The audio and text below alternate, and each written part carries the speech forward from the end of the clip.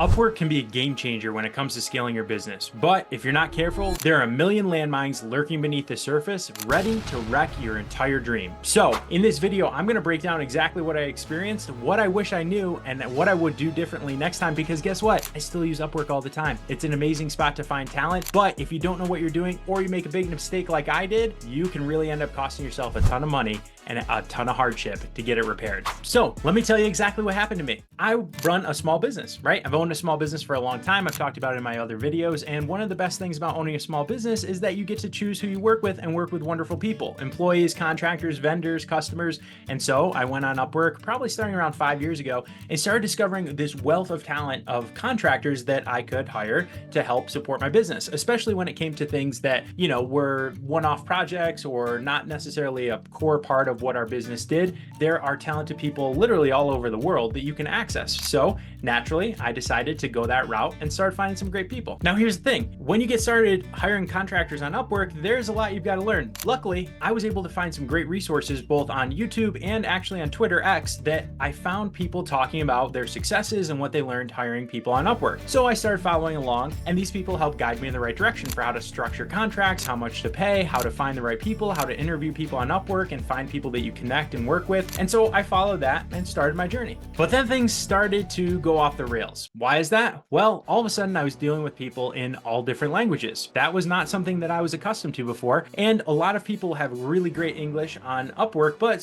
their English skills don't match up with their talent level. So the communication became really challenging. There were Upwork people that I had to part ways with. There were others that were really talented, but we just couldn't quite get it right. There was even times where I did Zoom calls with people who said they could do something. I gave them an opportunity to start the project and got back things that were a mess, either because of my poor communication, maybe a lack of English skills, or maybe they just misrepresented the talent level that they actually had, and so things fell apart. So for every maybe 2 good contractors I found, there was always one that was turned into a problematic issue, which leads to wasted money and time, right? And so that was one of the big things that I was learning early on, is that, hey, in a sea of people, there's a sea of people, right? And so not everyone is going to be a perfect match for your business. So at first I didn't really interview the way that I would later learn to. At first I kind of was offhand and took people at their face value and word. But then I started learning, hey, I've got to interview this the same way that I would interview to hire someone for my business. That was a big first lesson. And it came from people misrepresenting what they did, people not having the English skills that they said they did, and not being able to communicate effectively. And don't forget the time zone issue. Communication has a lag to it. It's not always easy to get on calls with people and actually talk through things. So I started going through a whole host of learning firsthand and burning cash to do so. But eventually I did find some great contractors, and we started working and having long-term relationships. And that's when the big issue happened, where $10,000 was sucked right out of my business because of what happened with this contractor. So we started working together and built some trust, and actually had really good communication, both in email and phone calls, and consistent conversation back and forth in messaging on Upwork. And so I naturally did what would make sense. And if you've seen my other videos about people and process, I said, this is the person who should be working on this project for my company. And I said, this is the process that we've established that they're going to follow.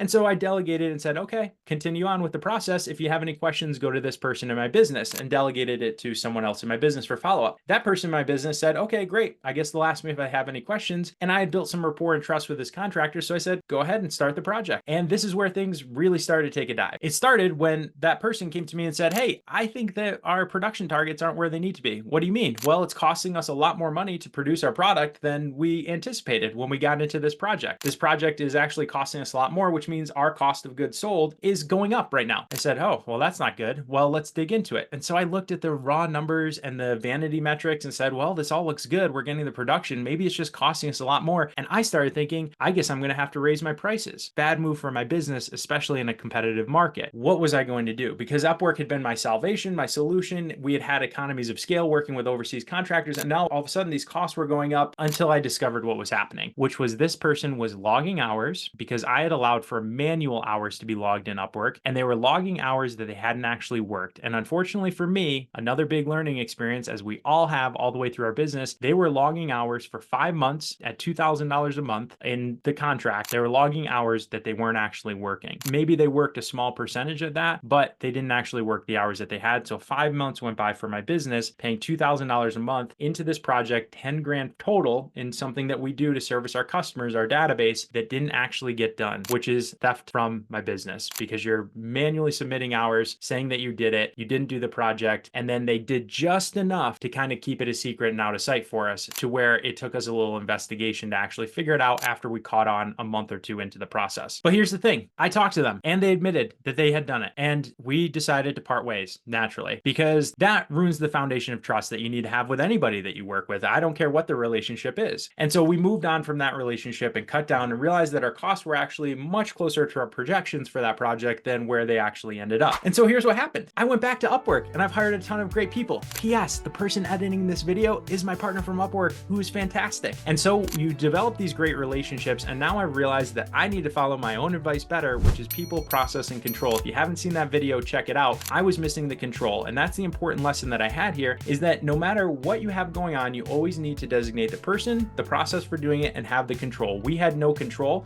because I left this process without any control to follow up and make sure that it was being executed the way we have. It's the reality that sometimes people are going to take advantage of you, but I'm happy to report that right now we have tremendous contractors that we work with and have found through Upwork that are delivering awesome services for our business. I'm happy to use it on a continual basis, but I wish I'd known, and I'd be $10,000 richer if I had remembered to place a control. And remember, when it comes to Upwork, you've got to hire just like you hire a W-2 employee. Do that level of vetting. Once you've identified someone and created a good process with them, follow it through. And I've heard now, because of ChatGPT and AI, people hiring blog writers who just spit out ChatGPT and send that over pretending that they wrote the blog, right? So there are actors on there who aren't going to be up and up on the platform, and you need to be aware and make sure that you have controls in place, like I should have and like I will going forward. But now we have great relationships. We keep going. If you like this video, hit that subscribe, hit that like button, because we're sharing tips to help you grow your business and manage all the things and all the hats that you need to wear as a small business owner.